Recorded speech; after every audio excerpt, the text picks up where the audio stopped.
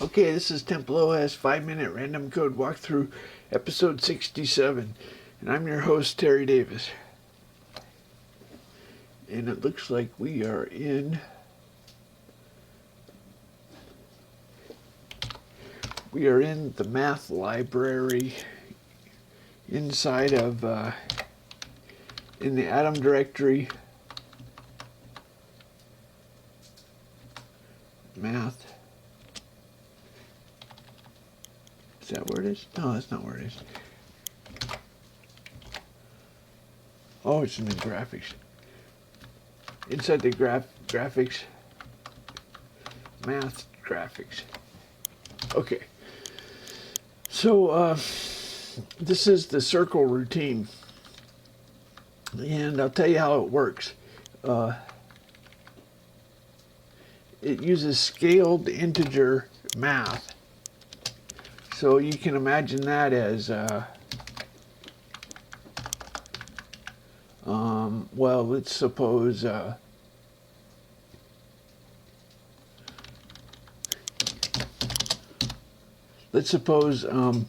we,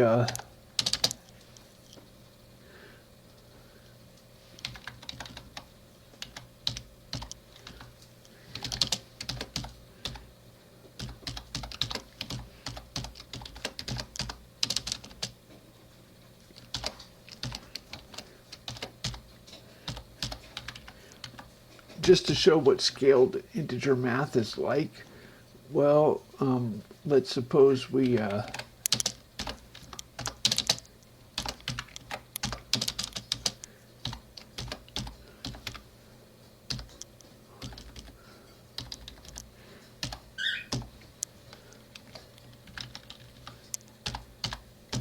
okay, so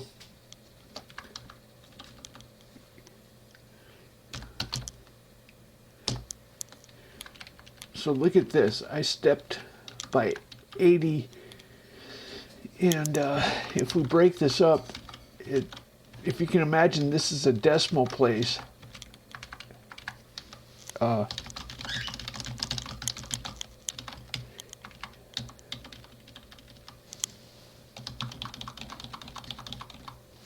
Okay, do you see how that's going by a half?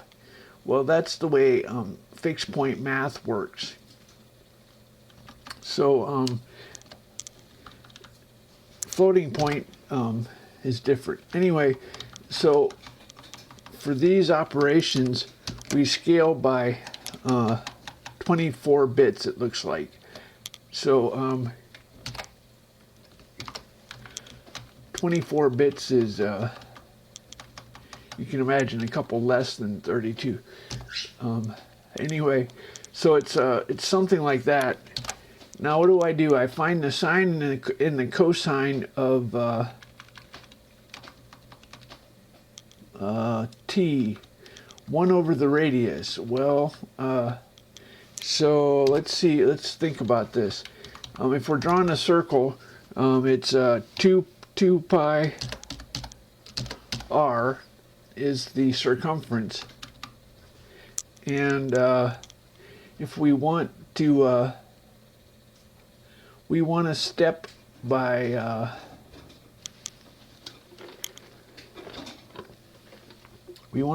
by 1 pixel. So let's see. Apparently it's 1 over the radius is the we're rotating by a tiny angle. Let me explain this. How do I explain this? In electrical engineering, you have a magnitude at angle 1. Complex numbers, you say magnitude, and you use an angle symbol. Now, if you imagine complex numbers, and if you multiply these two complex numbers, it equals m1, m2 at angle 1 plus angle 2. Now, what if we what if we define M1 and M2 to be, I guess, the radius. We want M1 equal to the radius and M2 equal to 1.0, and we want the angle to be, so this is a vector notation that I just showed right here, but when you do it as complex numbers, it's x1 plus y1i, x1 plus y1i, or j if you're an electrical engineer, times x2 plus y2i equals, and when we expand this, x1, x2 plus I1, x2 plus y2, x1, I, and then I think we minus y1, y2. So if you do the math, you get complex numbers like this, and so what we're going to do is, let me draw this.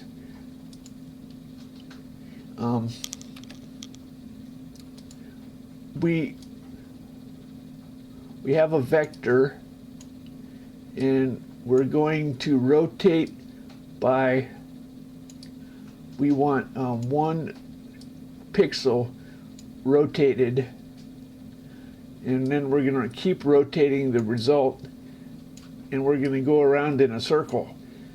Okay, so the total distance is going to be, anyway, so the circumference is, anyway,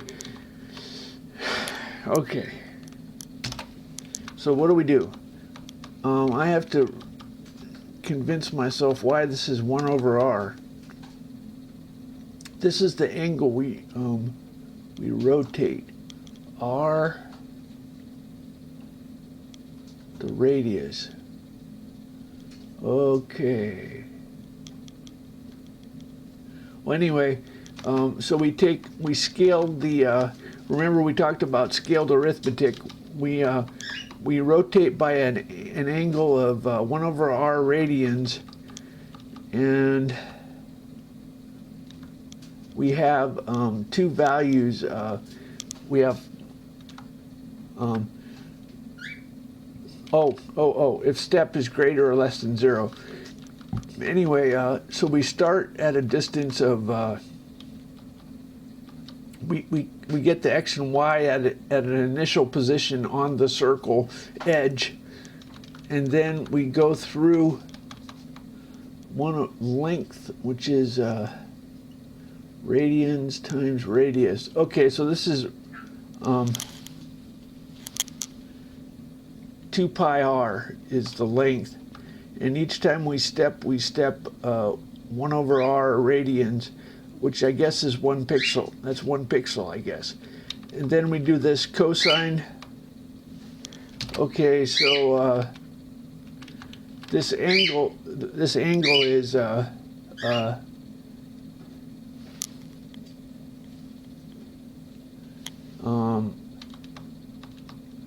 oh, you know what? I think we want the other. We want cosine x plus I sine x.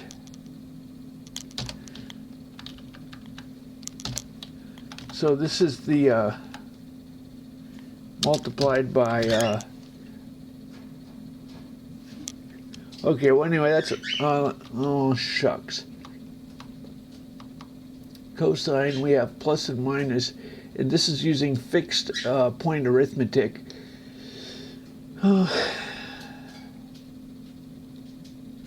So the new x is cosine. So the new x is this value and this value.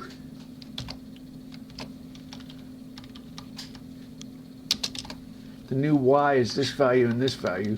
And I'm not explaining this very well, am I? Okay. First we get x and y to be, we have x plus iy, and then we multiply by the angle we want to rotate, multiplied by this, and that yields cosine x minus I sine y. That's minus sine minus sine y. So that's what that yields, cosine plus, and then we do the cross between these. So sine x plus cosine y. Let's see if I did it right. So cosine x minus sine y. Okay, S1 is negative, so that's the sine. In order to prevent having to calculate the negative repeatedly, I made a positive and a negative. So sine 1y,